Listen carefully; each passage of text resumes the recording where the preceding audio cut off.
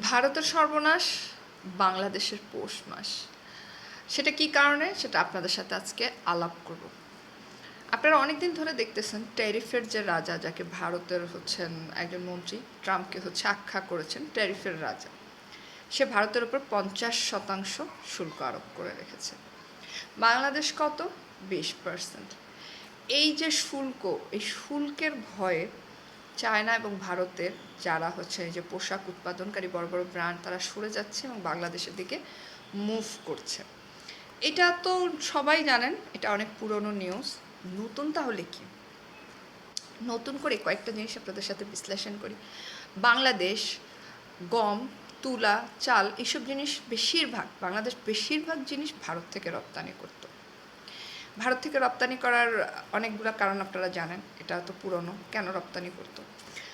বাংলাদেশ এবং ভারতের সাথে যে রপ্তানি, সেটা 100-র সাথে 9%। তো একটা বিশাল রপ্তানি বৈষম্য আছে। তো আমেরিকার সাথেও বাংলাদেশের এরকম একটা বিশাল বৈষম্য আছে। বাংলাদেশের পোশাক বিশেষ করে এটা আমেরিকাতে অনেক বেশি যায়।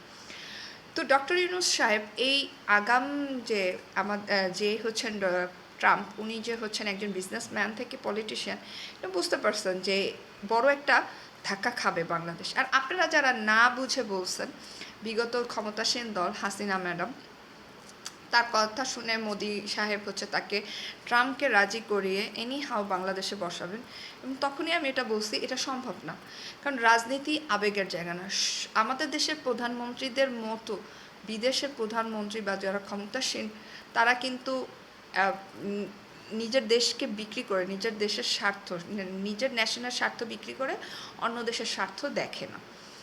আর যেসব ক্ষেত্রে এটা ডক্টর মোহাম্মদ ইউনূস স্যার অনেক আগেই বুঝতে পেরেছেন। আর আপনারা যাকে খলিলুর রহমান, যিনি জাতীয় নিরাপত্তা উপদেষ্টা, যাকে এত পরিমাণ অপপ্রচার করছেন, সেটার পিছনে একটা ভারতীয় যে ইন্ধন আছে এবং ভারতপ্রেমী লোকেদের এবং ভারতের যারা এজেন্ট তাদের, সেটা বলবো একটু পর। তো যাই হোক, ওই গম যে আমদানি করা এবং গম তুলা এখন এগুলো আমেরিকা থেকে আমদানি করে, কারণ রাশিয়া ইউক্রেন থেকে সম্ভব না এবং ভারতের সাথে আমাদের সম্পর্ক হবে না। আর আপনারা যে খেয়াল রাখবেন, ভারত পাকিস্তান যুদ্ধের সময় ভারত তার পানি বন্ধ করে দিয়েছে। এটা কিন্তু ভারতের ব্যক্তিগত নদী না। এই ধরনের জিনিসগুলো বুঝতে পেরেছেন আগাম মেবি প্রধান উপদেষ্টা এবং ডক্টর খলিলুর রহমান, যিনি নিরাপত্তা উপদেষ্টা, যে কোনো সময় এগুলো বন্ধ করে দিবে। এবং আসলে দিয়েছে। প্রিভিয়াস সরকার যখন ছিল, তাদের পছন্দের সরকার বিগত শেখ হাসিনা, তখনও কিন্তু এটা বন্ধ করে দেয়, ওটা বন্ধ করে দেয়, উচ্চ দামে এখানে রপ্তানি করতেছে, তারপরও বন্ধ করে দিত। তো এই যে একটা চাপ, বাজার ক্রাইসিস, মানুষের বাংলাদেশের যে খাবারের যে ক্রাইসিস, যদিও বাংলাদেশের মানুষ এটা কখনোই ভোলে না, বাংলাদেশের নিরাপত্তার প্রধান জিনিস খাবার। কারণ 74-75-এ বাংলাদেশে যা ঘটেছিল, মানুষের হৃদয়ের মধ্যে আজও গাঁথা। খাবারের অভাবে এদেশে কী হয়েছিল, যে সেখান থেকে গম এবং তুলা আমেরিকা থেকে রপ্তানি করে। এবং আমেরিকার সাথে বাংলাদেশের যে বৈষম্যটা, ওটা ঘাটতিটা অনেক পূরণ হয়ে গেছে। যার জন্যই বলতে পারেন আমেরিকার সাথে বাংলাদেশের এই সুসম্পর্ক, যে 20% আর অন্যান্য কিছুর কারণেই হয়তো বাংলাদেশ জয় করে নিছে আমেরিকার হৃদয়। সো বাংলাদেশের বর্তমান সরকার যদি আমেরিকাকে এই ধরনের সাপোর্ট দেয়, তাহলে তারা কেন বিগত সরকার আমেরিকা চাবে? এটা কখনোই চাবে না, কারণ সব কিছু রাজনীতি। আর রাজনীতি খালি পেটে হয় না, কিছু গিভ অ্যান্ড টেকের ভিতরেই রাজনীতি হয়, এটা বুঝতে হবে। আর দ্বিতীয়ত এখানে একটা নীরব থাপ্পড় ডক্টর খলিলুর রহমান ভারতকে আসলে দিয়ে ফেলেছেন। কারণ ভারত বিশাল টাকার তুলা এবং আমদানি বাংলাদেশে রপ্তানি করতো।